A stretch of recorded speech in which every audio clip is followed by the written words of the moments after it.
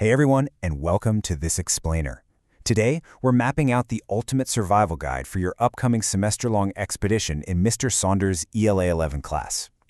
Whether you're stepping physically into room 2119 or logging into the virtual classroom, navigating the expectations of high school English can sometimes feel, well, a bit like a trek through dense wilderness. But don't worry, we are breaking down the absolute essentials from Mr. Saunders' syllabus right now, so you'll know exactly what to expect, what to bring, and how to conquer the semester ahead without falling into any hidden traps. Before we get into the nitty-gritty classroom rules, we got to talk about the Lee's Summit North Bronco. It's the emblem of our base camp, and it really signals the start of what's going to be a challenging but super rewarding journey. As a Bronco in this course, you'll be developing advanced skills in reading, writing, researching, speaking, listening, and maybe most importantly, thinking. But to reach that higher level thinking, we have to master the basic ground rules first. So, here is our survival map for the semester. 1. Your daily survival kit. 2. Navigating the grading terrain. 3. Late work hazards. And 4. The ultimate danger. Electronics. Section 1. Your daily survival kit, the essential gear for the trek. Okay, so here's your non-negotiable daily toolkit.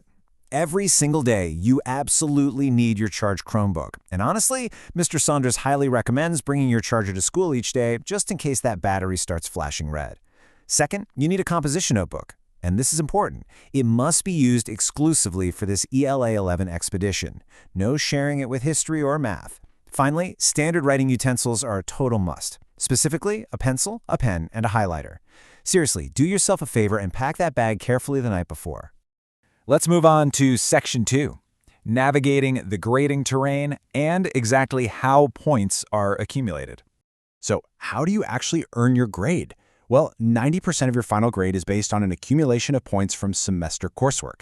That means your assignments, assessments, and reading projects. The final exam makes up the remaining 10%. Now, keep in mind, not everything will receive a grade. Assessment and summative assignments are worth significantly more points, whereas everyday completion grades are worth less. I definitely recommend that you and your parents review the examples of scoring and grading that are linked in the syllabus. Here's a crucial tip.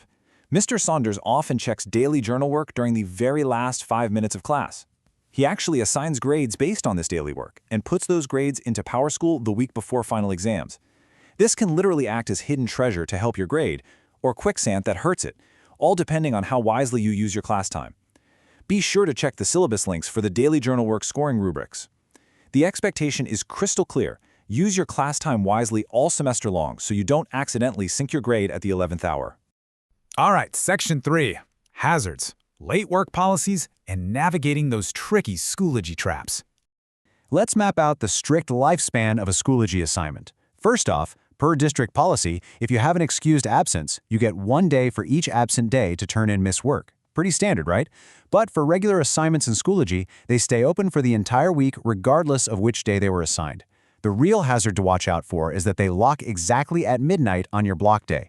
Once that midnight bell tolls, boom, you are officially in late work territory.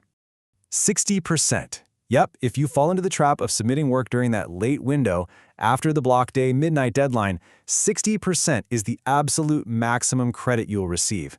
That is a massively heavy penalty. It drops an A-level paper down to a D- instantly.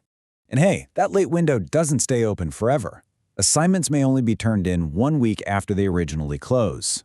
Mr. Saunders is super clear about this in the syllabus, stating, quote, "No exceptions." Once that 1 week late window closes, the Schoology submission portal is shut, and assignments cannot be turned in for any credit whatsoever.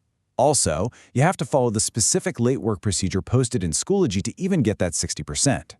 What if you miss a scheduled test, a quiz, or an in-class writing essay? Your only path to survival is making it up during Bronco time. You just cannot make these up during regular class hours. Furthermore, tests can only be taken 1 time. There are absolutely 0 retakes allowed in this course. You get 1 shot to show what you know, so preparation is literally everything. Section 4. The ultimate danger, electronics, or as we might call it, the law of the jungle. Due to Missouri state law, specifically Senate Bill 68, the use or display of any personal electronic devices is now strictly prohibited during the school day. This includes cell phones, earbuds, and even smartwatches if they become a distraction. Students who do not adhere to this new state law are going to face formal disciplinary consequences per the local school board policy and administrative procedure.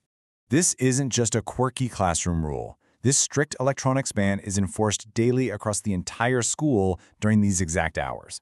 From the moment the starting bell rings at 7:25 a.m. until the final bell at 2:18 p.m., your devices basically do not exist. To survive this hazard, take this mandate to heart. The syllabus literally capitalizes this rule to make sure you don't miss it. Your cell phones must be put away and off. Mr. Saunders notes that they should be stored away, preferably zipped up tight in your backpack, and completely powered down. Please, don't tempt fate by keeping it in your pocket. Out of sight, out of mind, and out of trouble. So, the map is drawn, the rules are set, you have your essential gear list, from that charged Chromebook and charger to your dedicated composition notebook and pens. You understand that your grades demand daily focus, and that late work carries a severe 60% penalty with a hard 1-week cutoff. And, of course, you know that your cell phone belongs powered off in your backpack, thanks to state law. Now that you know the gear you need and the hazards to avoid, the only question left is how you'll conquer the terrain of Mr. Saunders' classroom. Will you use your class time wisely and emerge victorious, or will you let the distractions of the jungle pull you under? The expedition starts now. Good luck out there.